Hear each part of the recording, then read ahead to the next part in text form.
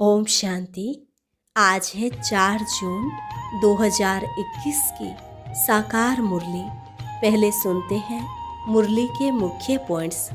बाबा ने कहा, कल्प पहले मुआफिक ड्रामा प्लान अनुसार तुम्हें सुप्रीम रूह डायरेक्शन दे रहे हैं। वह जो मत देते हैं वही राइट है। शिव बाबा की मत तो नामी ग्रामी है, इसलिए उनके डायरेक्शन पर चलना चाहिए। तुम्हें अपनी मत नहीं चलाने। फिर कहा, तुम हो सच्चे सच्चे रूहानी सल्वेशन आर्मी। कदम कदम श्रीमत लेनी है, नहीं तो माया बहुत नुकसान करा देती है। तुम्हारा सारा कनेक्शन एक शिव बाबा से है। जैसे बाप ट्रस्टी है, ऐसे बाप समान बनो। जितना इंश्योर करेंगे उतना उच्च मर्तबा पाएंगे। कभी कोई का अवगुण मत देखो। बहुत बहुत मीठा बनना है। जो कुछ भी होता है सब ड्रामा में नूंद है, उसे साक्षी हो देखते रहो। आगे कहा, यह बहुत वंडरफुल खेल है, इसलिए कभी किसी बात में संशय नहीं होना चाहिए। अभी तुम ब्राह्मण ईश्वरीय संतान बने हो। यह स्मृति सदा रहनी चाहिए कि यह हमारा अति दुर्लभ और अमूल्य जीवन है। और लास्ट में बाबा ने कहा, मैं तुम बच्चों को अविनाशी ज्ञान रत्न देता हूँ। तुम्हारे लिए बैकुंठ लाया हूँ। हथेली पर बहिष्ठ मिल रहा है तो उसे लेने के लिए ऐसा लायक बनना चाहिए। अब सुनते हैं महावाक्यों को विस्तार से। मुरली का सार। मीठे बच्चे, शिव बाबा और ब्रह्मा बाबा दोनों की मत मशहूर है। तुम्हें दोनों की मत पर चलकर अपना कल्याण करना है। प्रश्न, नंबर 1 ट्रस्टी कौन है और कैसे? उत्तर, शिव बाबा है नंबर 1 ट्रस्टी। उसमें बिल्कुल आसक्ति नहीं। भक्ति मार्ग में भी तुम उनके अर्थ जो भी दान पुण्य आदि करते हो वह सब इंश्योर हो जाता है, जिसका फल दूसरे जन्म में मिलता है। अभी भी जो बाप के अर्थ अपना सब कुछ इंश्योर करते, उनका पूरा रिटर्न बाप देता है। क्योंकि बाबा कहते, मैं खुद तो सुख भोगता नहीं, मैं तुम्हारा लेकर क्या करूँगा। गीत दर पर आए हैं कसम लेके। ओम शांति। मीठे मीठे सिकिलधे बच्चों ने गीत सुना। बच्चे उनको कहा जाता है जो बाप के बनते हैं। बाप ने समझाया है, यह है अंतिम मर्जीवा जन्म। जीते जी बाप का बनना है। यह तो बच्चे जानते हैं। श्रीमत गाई हुई है। श्रीमत भगवानुवाच। गीता में कृष्ण का नाम डाल दिया है, परंतु है शिव बाबा। उसके बाद ब्रह्मा, फिर कृष्ण। श्रीमत कृष्ण की नहीं कहेंगे। श्रेष्ठ ते श्रेष्ठ हमारा बाप है। पतित पावन कृष्ण अथवा राधे आदि को नहीं कहेंगे। वह दैवी गुण वाले मनुष्य हैं। मनुष्य को पतित पावन नहीं कहा जाता। सतयुग में ऐसे नहीं कहेंगे, पतित पावन आओ। पतितों को पावन बनाने वाला एक ही बाप है, जिसकी श्रीमत पर तुम चल रहे हो। प्रजापिता ब्रह्मा की मत मशहूर है, श्रीमत भी मशहूर है, परंतु उनमें भूल कर देते हैं जो बाप के बदले कृष्ण का नाम डाल दिया है। सब धर्म वालों का तो एक ही बाप है। कृष्ण को तो सब नहीं मानेंगे।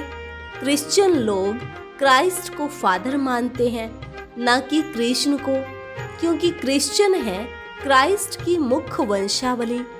शिव बाबा आकर तुमको अपना बनाते हैं।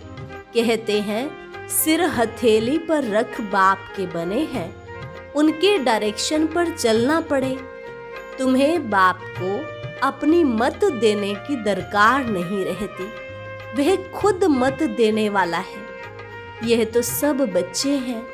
शिव बाबा नामी ग्रामी है। वह जो मत देंगे, जो कुछ करेंगे, राइट। इस ब्रह्मा को भी मत देते हैं कि यह करो। तुम्हारा कनेक्शन ही शिव बाबा से है। कोई का भी अवगुण नहीं देखना है, श्रीमत पर चलना है। शिव बाबा तो है निराकार, उनका यह घर तो है नहीं। तुम यहाँ पुराने घर में रहते हो, फिर स्वर्ग में जाकर अपने घर में रहेंगे। शिव बाबा कहते हैं मैं तो नहीं रहूँगा, मैं तो इस समय थोड़े टाइम के लिए आता हूँ। तुम हो सच्चे सच्चे रूहानी सल्वेशन आर्मी। सुप्रीम रूह बाप डायरेक्शन दे रहे हैं, हूबहू ड्रामा प्लान अनुसार कल्प पहले मुआफिक। कल्प कल्प जो डायरेक्शन देते होंगे वही देते हैं। रात दिन गुह्य सुनाते रहते हैं, अर्थात गहरा ज्ञान सुनाते रहते हैं। नया कोई यह समझ न सके। भल कोई 35-40 वर्ष से रहते हैं, परंतु बहुत हैं जो इन गंभीर बातों को समझते नहीं हैं। बाबा तो रोज नया सुनाते रहते हैं। कराची से लेकर मुरली निकलती आई है। पहले बाबा मुरली चलाते नहीं थे। रात को 2 बजे उठकर 10-15 पेज लिखते थे, बाबा लिखवाते थे, फिर उनकी कॉपियां निकलती थी। भक्ति मार्ग में तो शास्त्र आदि के कागज संभालते हैं। दिन प्रतिदिन बड़ी बड़ी किताबें बनाते आते हैं, कितनी बायोग्राफी बनाते जाते हैं, वह फिर पढ़कर रखते हैं। तुम तो मुरली पढ़कर फेंक देते हो। नहीं तो यह वर्षंस रखने चाहिए हमेशा के लिए, परंतु नहीं, जानते हैं कि यह सब विनाश हो जाएंगे। चित्र आदि जो भी तुम बनाते हो थोड़े समय के लिए हैं, फिर यह सब दब जाएंगे। फिर वहाँ न शास्त्र न चित्र आदि कुछ भी नहीं रहते हैं। फिर यह जो कुछ चल रहा है कल्प बाद भी होगा। शास्त्र आदि फिर द्वापर से शुरू होंगे। ग्रंथ भी आगे तो हाथ से लिखा हुआ बहुत छोटा था, अब बड़ा बनाया है। दिन प्रतिदिन बड़ा बनाते जाएंगे। नहीं तो शिव बाबा की जीवन कहानी कितनी लिखनी चाहिए। अभी तुम बच्चे कहते हो परम पिता परमात्मा की जीवन कहानी हम जानते हैं। बाप बैठ समझाते हैं मैं भक्ति मार्ग में क्या करता हूँ। भक्ति मार्ग में भी इंश्योरेंस करता हूँ। ईश्वर अर्थ मनुष्य दान पुण्य करते हैं ना, कहते हैं इसने दान पुण्य किया है ईश्वर अर्थ। ईश्वर ने बड़े घर में जन्म दिया है। भक्ति मार्ग में धर्मात्मा बहुत होते हैं। ईश्वर अर्थ श्री कृष्ण अर्थ दान पुण्य करते हैं। तो फिर बाप समझाते हैं मैं बच्चों को दूसरे जन्म में अल्पकाल के लिए फल देता आया हूँ। अच्छा व बुरा फल मिलता तो है ना। कितना इंश्योरेंस हुआ। जो जैसे कर्म करते हैं उस अनुसार फल मिलता है। माया उल्टा काम कराती है जिससे तुम दुख को पाते हो। अब मैं तुमको ऐसे कर्म सिखाता हूँ जो कभी दुख नहीं होगा और माया भी वहाँ नहीं होती। बाकी है मर्तबा जो जितना इंश्योर करे। शिव बाबा भी ट्रस्टी है ना, नंबर 1 ट्रस्टी है। दूसरे की आसक्ति जाएगी। कोई ट्रस्टी तो किसका खाना ही खराब कर देते हैं। बाप तो देखो कैसा ट्रस्टी है। कहते हैं यह सब कुछ बच्चों के लिए है। तुम्हारा सारा कनेक्शन शिव बाबा से है। बाप कहते हैं मैं सच्चा ट्रस्टी हूँ। मैं खुद सुख नहीं लेता हूँ, बच्चों को सारी राजधानी देता हूँ। लौकिक बाप भी बच्चों को सब कुछ वर्षे में दे जाते हैं। मैं तो स्वर्ग में कुछ भी लेता नहीं हूँ, तुमको ही सब देता हूँ। तो तुम्हारा कनेक्शन सारा शिव बाबा से है। यह बाबा कहते हैं मैंने भी फुल इंश्योर कर लिया। तन मन धन सब बाप की सर्विस में है। सिंधी में एक कहावत है हाथ जिसका ऐसे, अर्थात दाता रूप में पहला पूर वह पहुँचेंगे।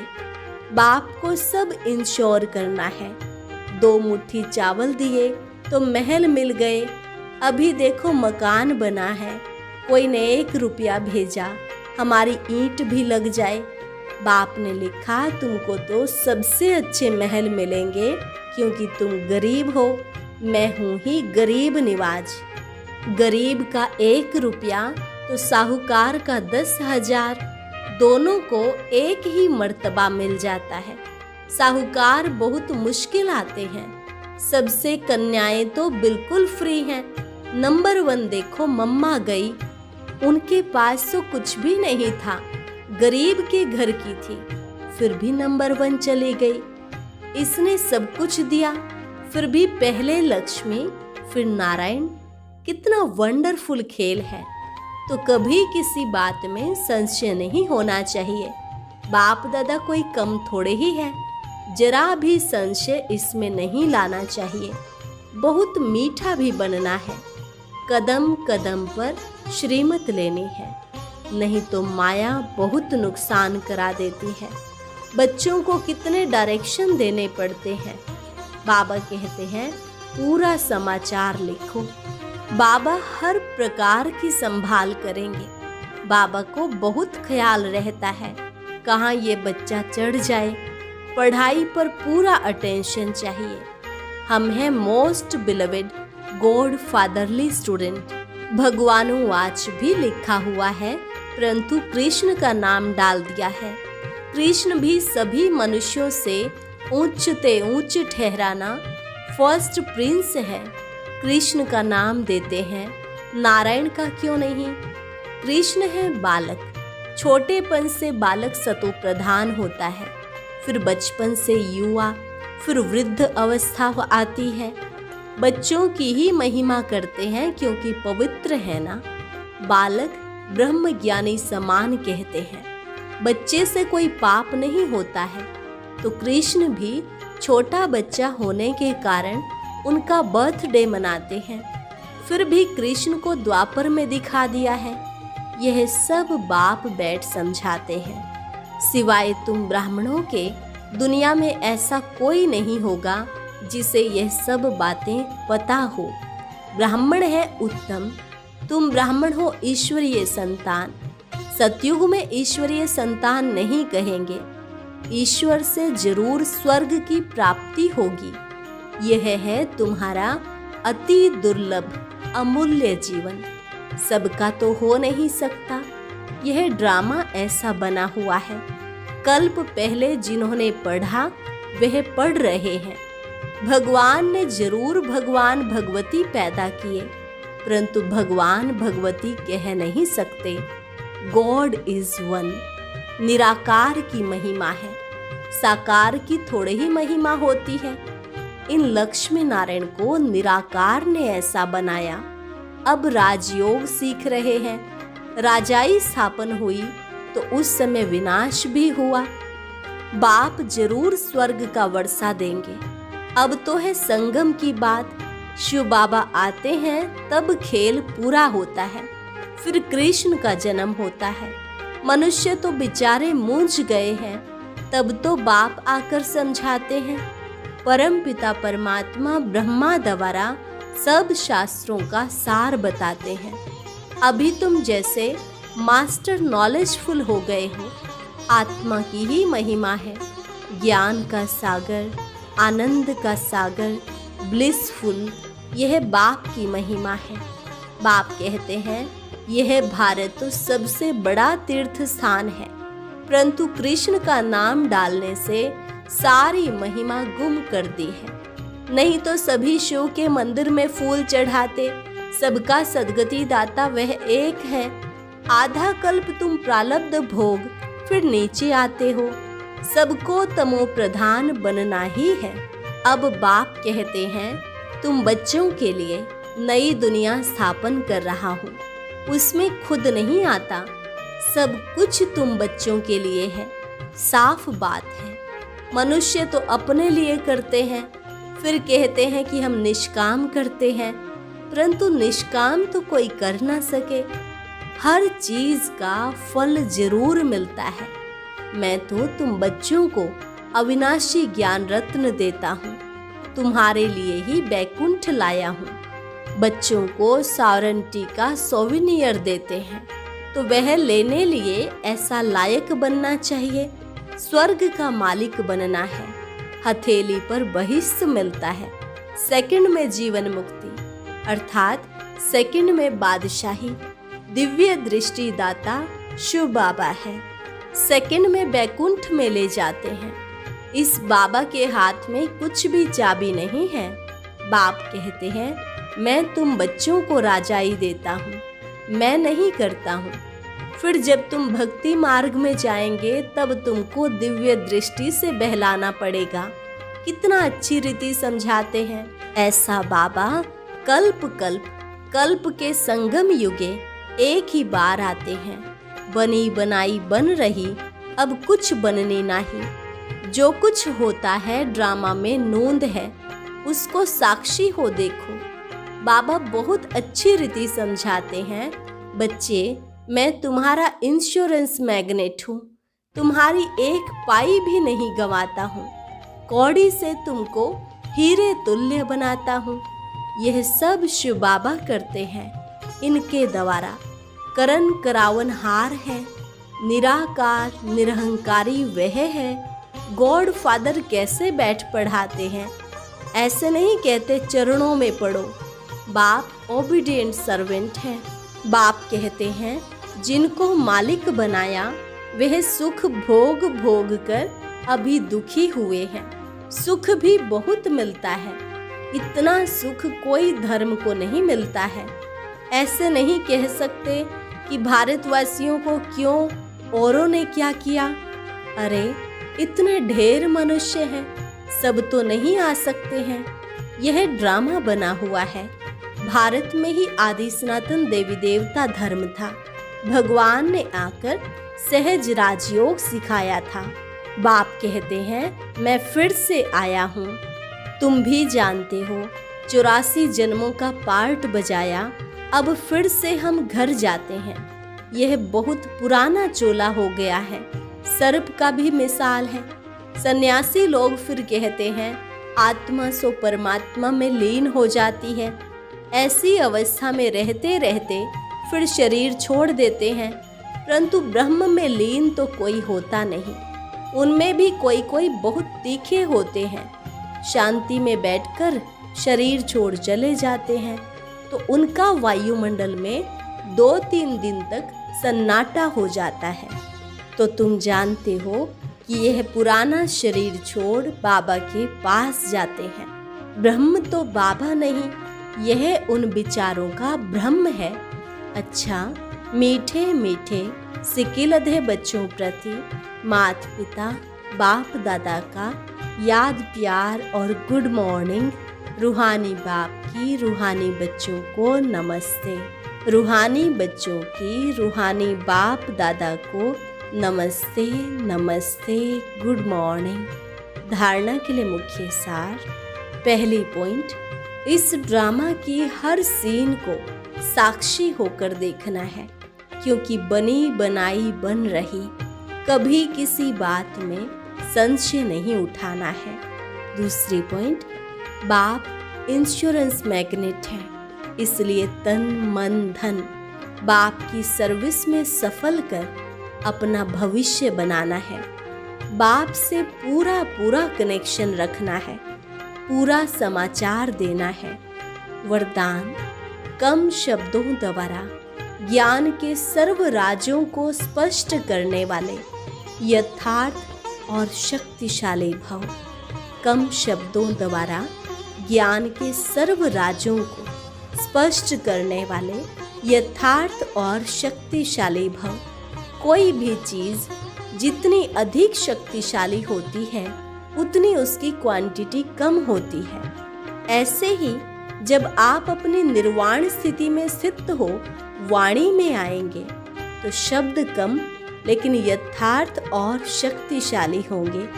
एक शब्द में हजारों शब्दों का रहस्य समाया हुआ होगा, जिससे व्यर्थ वाणी ऑटोमेटिक समाप्त हो जाएगी। एक शब्द से ज्ञान के सर्व राजों को स्पष्ट कर सकेंगे, विस्तार समाप्त हो जाएगा। स्लोगन, दिल से बाबा कहना अर्थात खुशी और शक्ति की प्राप्ति करना।